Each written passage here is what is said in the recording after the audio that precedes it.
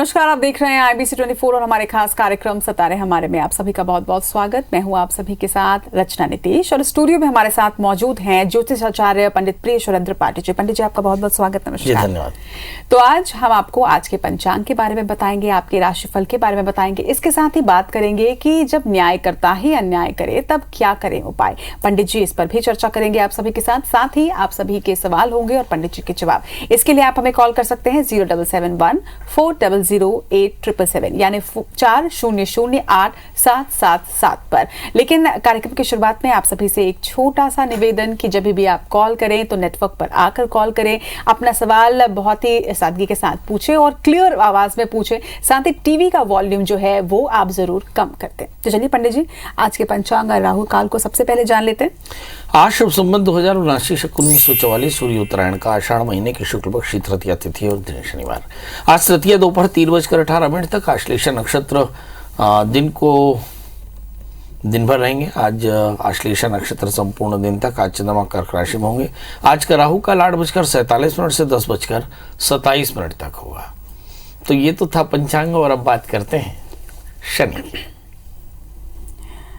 पंडित जी, शनि को दंडाधिकारी भी कहा गया है और न्याय वो हमेशा ही करते हैं, लेकिन अगर न्यायकर्ता ही अन्याय करें, यानी कि अगर उनकी ही आपके ऊपर उनका ही ग्रह भारी हो तो फिर क्या उपाय होने चाहिए, तब फिर क्या करे इंसान? कल मेरे पास एक कॉल आया था जी, और उसका जवाब मेरे से ही बड़ा विस्तृत निकला। एक बच्ची ने फोन किया कि पंडित जी मेरी एक शादी हुई थी, वो टूट गई। फिर दूसरी शादी हुई, वो भी टूट गई। पंडित जी मेरे साथ अन्याय क्यों हो रहा है? जी। तो मैंने मुस्कुराकर कहा कि आपके जीवन में कुछ भी ऐसा नहीं हो रहा है जो आपने संचित ना किया हो। मतलब जो कुछ भी हो रहा है वो आपके द्वारा संचित है। और ऐसी स्थिति में अगर आप को शिकायत है तो अपने आप से शिकायत होना चाहिए। क्या लिखा कि जो जस करहि सो तस फल चाखा, कर्म प्रधान विश्व करि राखा। तो हमारे जीवन में या आपके जीवन में या हम सभी के जीवन में जो घटित है वह हमारे द्वारा उपार्जित कर्म का परिणाम है। इसलिए यदि आपको ऐसा लगता है कि आपके साथ अन्याय हो रहा है तो आप जाने रहिएगा कि ये अन्याय की पटकथा आपने खुद लिखी है और ऐसी स्थिति में आपको वो दंड भोगना ही पड़ेगा। हमारे पिताजी कहा करते थे कि अवश्य में वही भोक्तव्यं कर्मंच शुभाशुभम, कि कर्म का जो शुभाशुभ है अवश्य भोगना चाहिए। हमारे यहाँ भारतीय सनातन में एक भगवान का स्वरूप जिन्हें माना जाता है पूर्ण अवतार, भगवान कृष्ण है। कहते हैं कि कृष्ण जी ने गोलोक जाने से पहले अर्जुन को सारी चीज़ें सौंप दी। महाभारत के युद्ध समाप्त हो गया था और आराम करने के लिए एक वृक्ष के नीचे बैठ गए। तभी दूर से एक बहेलिये ने देखा कि हिरण चल रहा है। भगवान कृष्ण के पैरों को हिरण मान करके और उसने तीर का संधान किया। भगवान का पैर बिंद गया उस बाण से और भगवान लहूलुहान हो गए, रोने लगे। वो बहेलिया रोने लगा और उसने भगवान के पास आकर के कहा कि देखो, इन चरणों पर तो सारी दुनिया प्रणाम करने के लिए तरसती थी और मैंने तीर मार दिया। तो भगवान कृष्ण ने कहा कि नहीं, ये तीर ही एक उधार था। पिछली बार मैं राम तुम बाली थे, मैंने पेड़ के पीछे छुपकर एक वार किया था, वो बाण मेरा उधार है। इस बार तुमने वो तीर मार करके मुझे ऋणमुक्त कर दिया। इसका मतलब ये हुआ कि इस संसार में जो कोई भी कुछ भी करता है उसे परमात्मा के इस संसार में अवश्य ही दंड भोगना पड़ता है।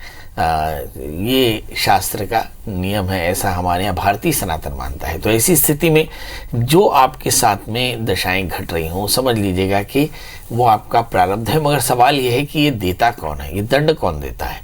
कहा शनि देता है। शनि काल पुरुष के दशमाधिपति हैं, मतलब राज्याधिपति हैं। और शनि की दशाएं जब चलें तब आपको लगता है कि आपके साथ में बहुत बुरा हो रहा है, आप सबका अच्छा करते हैं मगर लोग आपके साथ बुरा करते हैं। पर ऐसा नहीं है, ये सब आपके कर्मों का दंड है और इसे विनयपूर्वक सहना चाहिए। याद रखें कि दत्वा दान पाथेय, दिया हुआ आपका पाथेय होता है और वो आपको बार बार मिलता है, इसलिए हमेशा सुकर्म करना चाहिए। पंडित जी, लेकिन अगर जीवन में इस तरह की परेशानियां आ रही हैं, कठिनाइयां आ रही हैं, अगर ऐसा मन हो रहा है कि सब कुछ बुरा चल रहा है, तो इसका कुछ उपाय भी तो होगा। वही तो उपाय है जो अच्छा करें। वही तो उपाय है कि एक प्रश्न आया कि राजा परीक्षित को 7 दिन का श्राप हो गया, तो राजा परीक्षित चिंतित रहने लगे, अब क्या, व्हाट नेक्स्ट। तो उन्होंने जाकर के सारे ऋषियों से पूछा कि भाई मेरे को श्राप हुआ, अब क्या करना चाहिए। तो शुकदेव ने कहा सत्यम परम धीमहि, सत्य को अपने जीवन में धारण करें। सत्य क्या है कि हमने जो कर्म किया है उसका दंड हमें अवश्य में वही भोगना है, और इसलिए जो दंड मिल रहा हो उसे सावधानी पूर्वक, सरलता पूर्वक ग्रहण कर लें, उसे ईश्वर का प्रसाद समझकर ग्रहण कर लें।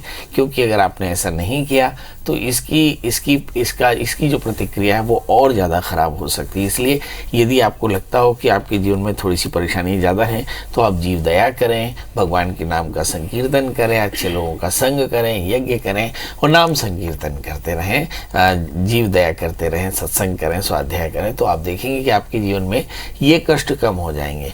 इसके अलावा आपको क्या करना चाहिए, कहा जीव सेवा में जो हमारे जो पीपल के वृक्ष, वृक्षानाम साक्षात अश्वत्थोहम, तो पीपल के वृक्ष की सेवा करनी चाहिए, सरसों के तेल का दान करना चाहिए, तिल का दान करना चाहिए, उड़द का दान करना चाहिए, और साथ में जीव दया करनी चाहिए। अगर आप शनि से पीड़ित हैं तो आप इन बातों का एकदम ध्यान रखें। और एक बात और भी है, यदि आप अपने जीवन में न्याय करना चाहते हो तो दूसरे के जीवन में न्याय करना चाहिए। न्याय से एक बात समझ में आई रचना जी, कि हम लोग जब एक रिक्शे वाले के पास जाते हैं और उसके रिक्शे में चढ़ करके स्टेशन तक जाते हैं, तो हमारी कोशिश रहती है कि कम से कम पैसे दें, है ना, ये है ना। तो ये भी एक बात ध्यान रखना चाहिए। हमारे शास्त्र में एक वर्णन है, वैतरणी नदी, बोलते हैं कि अगर कोई मर जाता है तो उसके बाद पाप के बाद वैतरणी नदी पड़ती है। और वैतरणी शब्द को कहा कि वैतरण्याम ज्ञायते इति वैतरणी, जो मतलब तैरी न जा सके। पर आगे वैतरणी शब्द की व्याख्या लिखी, कहा वितरणम दानम प्रोक्तम वैतरणी थी, मतलब अगर इस वैतरणी से तरना हो तो 2 चीजों का एकदम ध्यान रखना चाहिए। वितरणम मतलब आप वितरण ठीक से करें, तो आप अपनी काम वाली बाई को ठीक ठीक पैसे दें, है ना, वो जो सब्जी भाजी खरीदते हैं उनको ठीक ठीक पैसे दें, है ना, रिक्शे वाले को ठीक ठीक पैसे दें। ये जो आपसे नीचे आर्थिक स्थिति से नीचे जो लोग खड़े हैं उनके साथ न्याय करें। क्योंकि देखिए आप मॉल में जाकर के तो पैसे पूरे देते हैं, मगर गरीब के साथ आपको ऐसा लगता है, और यही पाप हो संचित होता है और इसी के कारण आपको दंड होता है। तो वितरणम दानम प्रोक्तम वैतरणी थी, मतलब आप गरीबों को यथाशक्ति दान करें, यथाशक्ति उनके प्रयास, उनकी वस्तुओं का सही प्रतिकार करें, तो ये काफी अच्छा रहेगा। तो छोटी छोटी बातें हैं जिनका हमें आभास भी नहीं होता है कि हम जाने अनजाने किसी के साथ अन्याय कर रहे हैं, इसलिए इन छोटी छोटी बातों का ख्याल रखें। चलिए अब कॉलर्स का रुख कर लेते हैं पंडित जी। सबसे पहले आज हमारे साथ उत्तर प्रदेश से अशोक जी अपना सवाल पूछिएगा। गुरु जी प्रणाम। एकदम प्रणाम, बताएं। मेरी डेट ऑफ बर्थ 19 मई 1985। एक मिनट 19 मई 1985। और जन्म समय 3:25 PM। 3:25 PM। और जन्म स्थान बदायूं उत्तर प्रदेश। बदायूं उत्तर प्रदेश। क्या जानना चाहते हैं प्रभु? मैं गुरु जी वकालत के क्षेत्र में हूँ, वकालत कर रहा हूँ प्राइवेट 11 सालों से। मैं आपके द्वारा मार्गदर्शन चाहता हूँ कि आप मेरी जन्म कुंडली को देखते मार्गदर्शन करें मेरा। एक बार फिर से रिपीट करें। मैं वकालत के क्षेत्र में हूँ, इसी क्षेत्र से हूँ, वकालत करता हूँ 11 सालों से। मेरा मार्गदर्शन करें गुरु जी, क्या अच्छा करने से मेरा अच्छा हो सकता है बेस्ट। थोड़ा स्लो बोलेंगे आप प्लीज अशोक जी। मैं वकालत के क्षेत्र में हूँ, वकालत के क्षेत्र में हैं और आगे किस तरह से क्या करें? मार्गदर्शन करें गुरु जी। वकालत करते हैं आप, और वकालत के देखिए अभी एक अच्छी घटना घटित हुई है जिसका जवाब मुझे लगता है कि देना चाहिए। यदि आपको कोई प्रणाम करे तो आपको क्या कहना चाहिए? देखिए कार्यक्रम के अंत में हम ये चर्चा करेंगे कि हमारे यहाँ पे ये जो विनम्रता के 2 संकेत हैं, दो विशेषण हैं, प्रणाम और नमस्कार। यदि कोई आपको प्रणाम करे, नमस्कार करे, तो आपको क्या जवाब देना चाहिए, ये हम कार्यक्रम के अंतिम में बात करेंगे। आपने बताया कि आप वकालत करते हैं, आगे का जीवन कैसा रहेगा। देखिए आपका जन्म लग्न कन्या है और आपकी जो राशि है वो मेष है। आपके 3रे स्थान में पड़े हुए शनि, वकालत करते हैं, पर वकालत में चूंकि पंचमेश शनि 3रे स्थान में बैठे हैं, इसलिए वकालत से कोई बड़ा लाभ हो पाता होगा मुझे नहीं दिखता। मगर सवाल ये है कि क्या वकालत के अलावा कुछ और करना चाहिए? बिल्कुल नहीं, आपको वकालत करना चाहिए, पर याद रखिए कि वकालत करते समय आप अपना 100% दें। इस समय जो दशाएं चल रही हैं वो दशा चल रही है राहु की महादशा में लगातार शुक्र का अंतर चला, तो आप काफी तनाव में रहे। मुझे लगता है कि ज्यादातर न्यायालय बंद थे, तो इसलिए भी काफ़ी ज़्यादा परेशानी हुई जो न्यायालय से जुड़े हुए लोग थे। वैसे सभी लोगों के साथ में परेशानियां थी। ये 2018 से 21 के बीच का जो वक्त है वो आपका वैसे गुजर गया और अब चंद्रमा की दशाएं शुरू होने वाली है, मतलब अगस्त के बाद में। तो मुझे ऐसा लगता है कि चंद्रमा की दशा में आपको थोड़ा सा रिलैक्स मिलेगा, मगर चिंताएं फिर भी रह सकती, क्योंकि चंद्रमा एकादशी शुक्र अष्टम स्थान में है। मतलब इस पेशे में तो वकालत के ही रहे, मगर अभी आपको हार्डवर्क करने की जरूरत है, क्योंकि हार्ड टाइम है और लगातार 1 वर्ष तक ऐसी ही रह सकती है। सवाल यह है कि सब कुछ की बात करना क्या चाहिए, कि आपको एक 4 कैरेट का पन्ना, 4 कैरेट का उपल पहनना चाहिए, शुक्रवार का व्रत करना चाहिए, माता के मंदिर में घी का दिया जलाना चाहिए, जीवों की सेवा करनी चाहिए, दुर्गा सप्तशती का पाठ करना चाहिए, तो इससे फायदा होगा। आगे कॉलर की ओर रुक कर रहे हैं। ग्वालियर से वर्षा जी हमारे साथ है। वर्षा जी अपना सवाल पूछेगा, जन्मतिथि, समय और स्थान बताइएगा। पंडित जी नमस्ते, मुझे अपनी बहन के बारे में बात करनी थी। जी, उनकी डेट ऑफ बर्थ बता दें। 17 फरवरी 2000। और जन्म समय बता दें। और समय है रात को 11:20 का, दिल्ली। जन्म स्थान दिल्ली। हाँ जी, आपकी बहन है। हाँ। ये पढ़ाई क्या की है अभी? ये बीए कर रखा है इसने, और इसको आगे लॉ करना, और ये कुछ भी करती है तो इसका काम नहीं बन पाता है। तो मुझे इसके लिए पूछना था कि आगे अगर इसको हम लॉ कराएं तो क्या वो सही रहेगा इसके लिए? आगे लॉ ही करना चाहिए, क्योंकि इनका जन्मलग्न तुला है, राशि इनकी कर्क है, तृतीय बृहस्पति शनि के साथ बैठे हैं।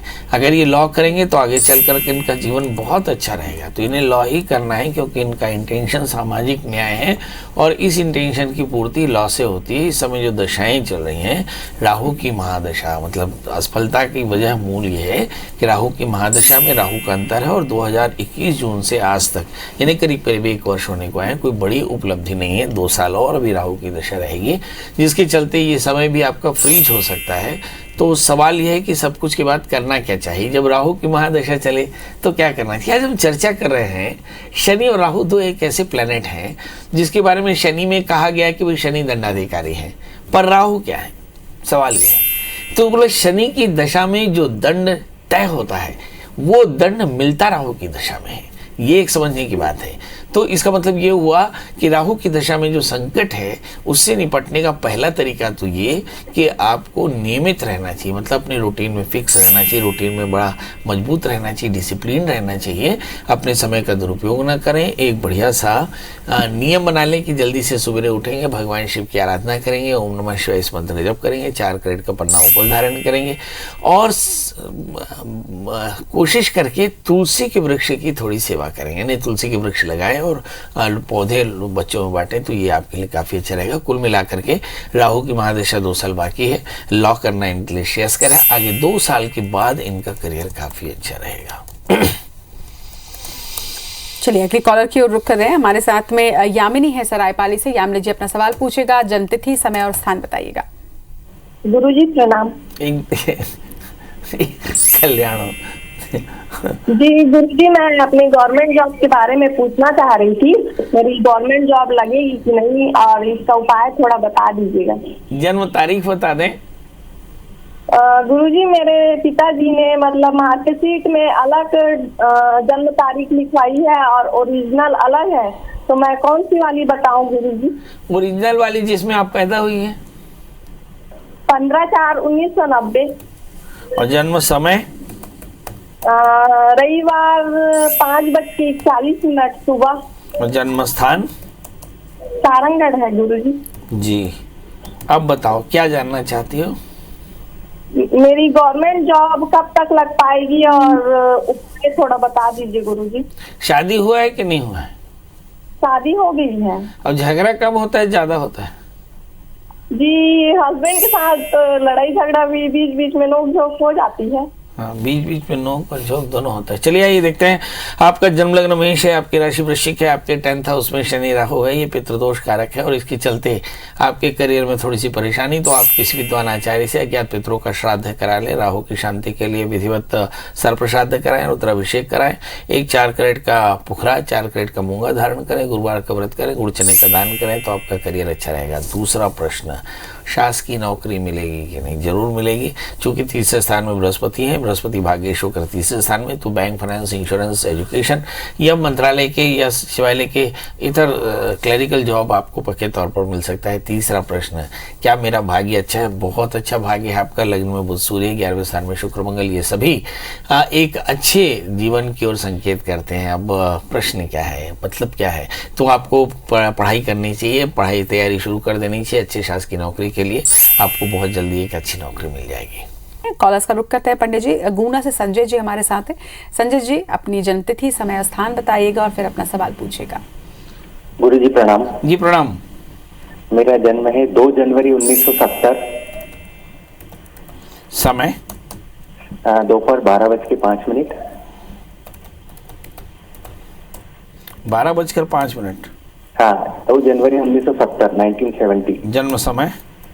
दोपहर 12:05। जन्म स्थान? उज्जैन है। जी बताइए, क्या जानना चाहते हैं? सर, मेरा व्यापार सही नहीं चल रहा है, मतलब कुछ दूसरा व्यापार में भी चेंज करना चाह रहा हूँ, वो भी नहीं हो पा रहा है। क्या करते क्या है व्यापार में? क्या करते? अभी अनाज का ग्रेन मंडी का बिजनेस है मेरा जी। वो भी 2-3 साल से सही नहीं चल रहा है, तो मुझे कुछ दूसरा चेंज करना चाहिए।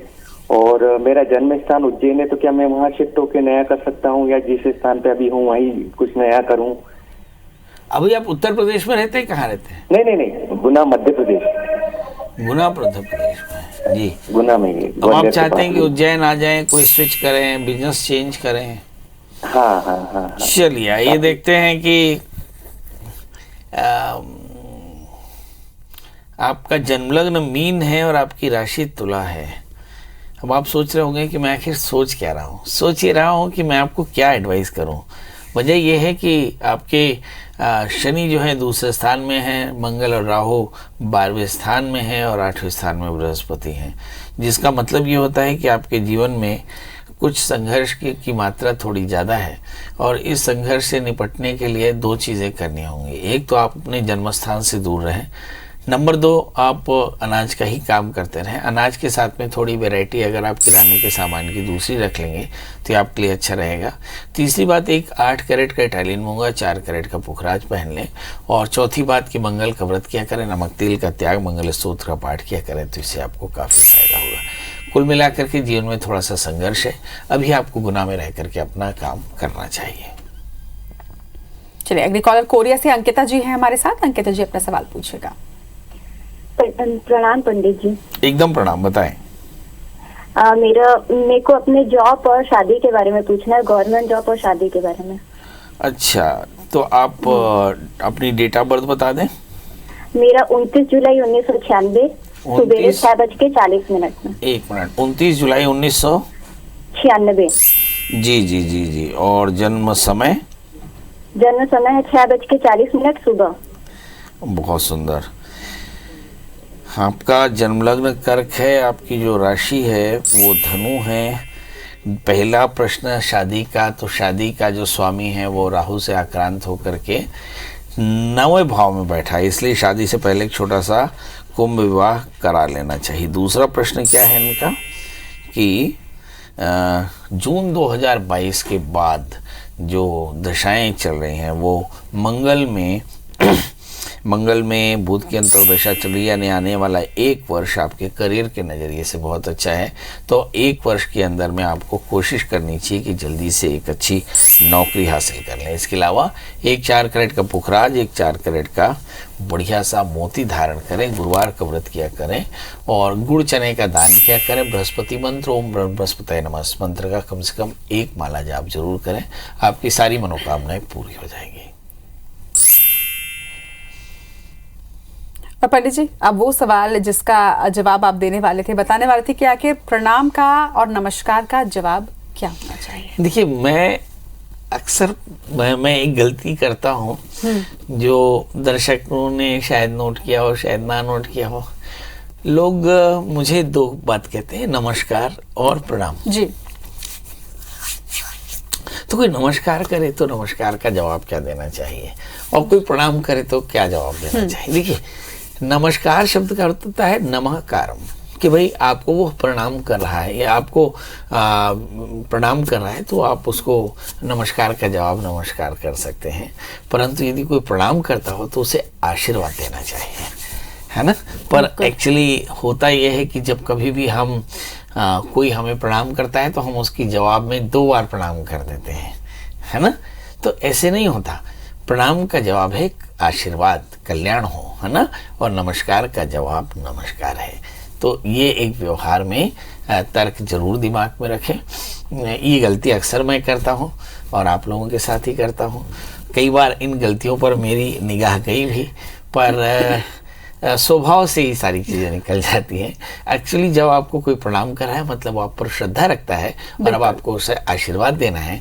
जब कोई नमस्कार रखता है इसका मतलब वो समता का कोई व्यक्ति है और वो आपको विनम्र प्रणाम कर रहा है, तो आप भी उसको नमस्कार कर सकते हैं। तो इस बात का जरूर ध्यान रखें। बिल्कुल पंडित जी, मुझे याद आ रहा है कि एक रियलिटी शो में अमिताभ बच्चन जी भी हमेशा हर किसी को प्रणाम का जवाब प्रणाम से ही देते हैं।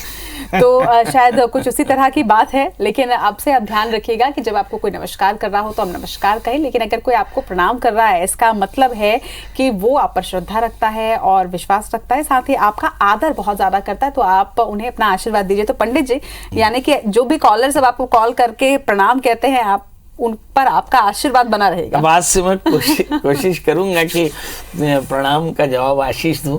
असल में प्रणाम का जवाब प्रणाम ही देते देते मेरा ख्याल है कि इतनी उम्र बीत गई, है ना। क्योंकि मैं तब बहुत छोटा था जब ये प्रणाम की आदत पड़ी है, और अब मैं बड़ा हो गया हूँ तो आदत जाती नहीं है ना। तो इसलिए मैं भी आपके प्रति पूरी श्रद्धा रखता हूँ। ये मतलब नहीं है कि मैं आशीर्वाद नहीं देना चाहता, मतलब ये है कि मैं अभी भी छोटा हुआ हूँ और अभी मैं बड़ा नहीं हो पाया हूँ। तो आप लोग मुझे कभी पहले बड़ा बनाए, फिर उसके बाद मैं आशीर्वाद दे पाऊंगा। बिल्कुल, चलिए तो फिर आज के कार्यक्रम में इतना ही। इसी के साथ पंडित जी प्रणाम। प्रणाम, कल्याण। आप सभी भी दीजिए इजाजत। कल फिर से होंगे हाजिर लेकर सितारे हमारे।